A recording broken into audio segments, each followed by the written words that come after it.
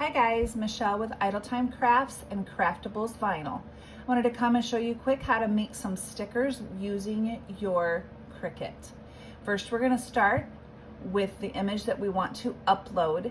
You can choose anything that's already on your Cricut. You can choose to upload a screenshot, or you can choose to purchase things from places like Etsy or Design Bundles or whatever. You could also choose to upload something from the Craftables website with their free SVG files. I'm going to start with this lovely bulldog here. I'm going to highlight it, click Add to Canvas. Because mine is an SVG file versus a PNG, you can see that the cut file is separated. That's okay, we're just going to leave it separated at this moment. Usually a PNG file will have already been attached and say print then cut on it, but SVGs will work, and I'm going to show you what we're going to do. We're going to start with offset, and that is going to create a shade of another color behind this image. I like to have a small amount of shading, so I'm going to start with 0.08, then click apply. You see it added a small border to the outside of this. I also don't like that to be a darker color. In this situation, I want it to be white because I'm going to be printing on a white sticker paper. So this is just going to be like a small border that appears on my sticker once it's done. So I've got my two layerings there. I'm going to select all, and I'm going to come down here and I'm going to click flatten. You'll see that when I clicked flatten, all of my layers went together in a print then cut file. Keep in mind, when you do a print then cut, you are limited to the size that Cricut allows, which is currently 6.75 wide and 9.25 long. I don't like to waste my sticker paper by just printing a small image, so I usually choose, even if I don't want more than one of each, I'll choose to put multiple stickers on a sheet so that I can print and cut them all at once. So then what I do is I add a shape, and sometimes this takes a little bit for Cricut to pull up the shapes. I don't know if it's Cricut or my internet, could be either one. And I'll have to click it again. There we go. So I like to pull out a square and make it the size that Cricut allows for a print then cut feature. So I'm going to go up here and unlock it. My width that they allow is, remember, is 6.75. My length is 9.25.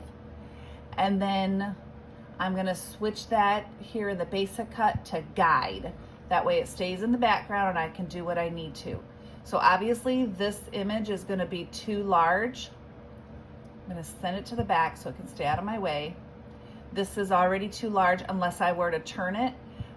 Again, I don't like to waste sticker paper, so I'm going to go ahead and shrink this down a little bit so it'll fit in there. And then obviously I've got all of this space here, so I'm going to duplicate it and fit another one in there. You can put these on there as close as you'd like, but remember you have that little white outline. If you're like me and you tend to forget, you can switch your box from guide back to just the basic cut, and see there when it's darkened, you remember that you've got that white outline. So if I put them as close as I thought I should, I would be running into each other. So keep them spaced out. And again, you can size these however you need in order to fit as many as you want, or to keep them the size you need them to be.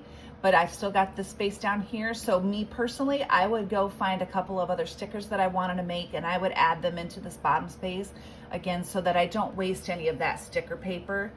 Normal vinyl, yeah, you could just, cut this little piece off and use it.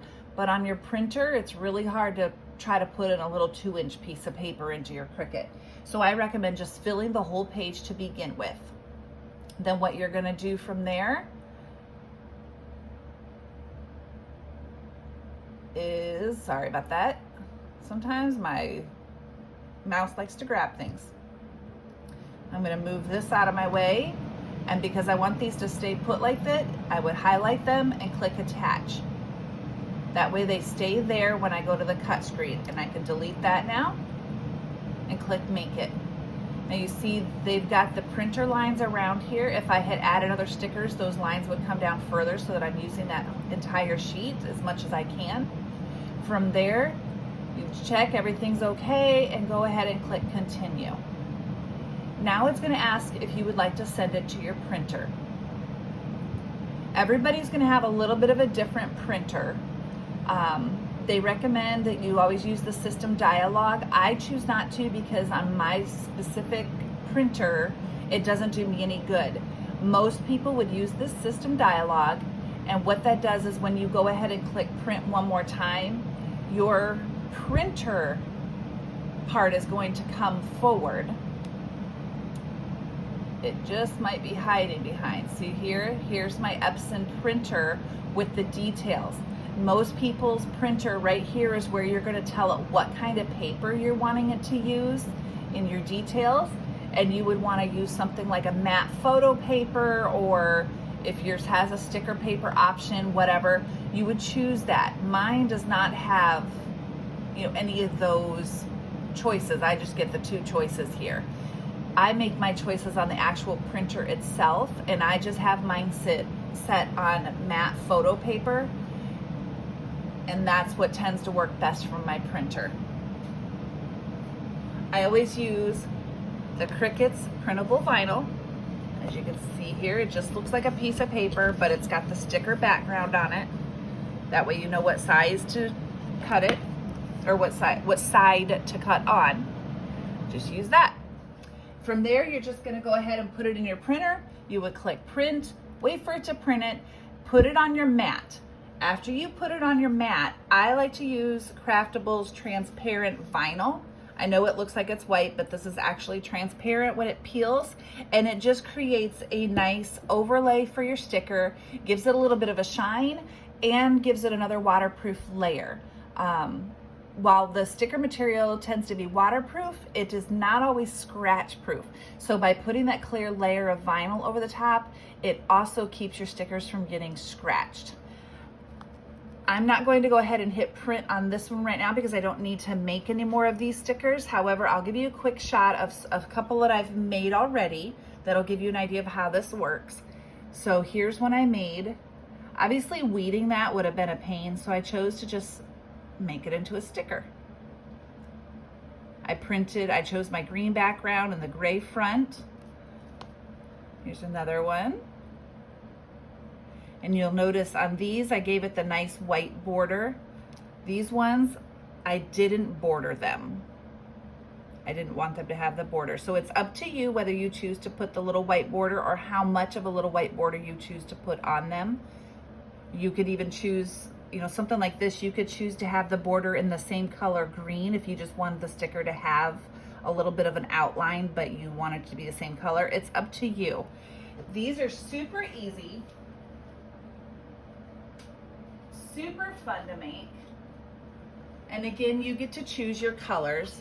This one, I uploaded it as a PNG and it was already made into a sticker form, so I didn't need to give it any more borders or flattens.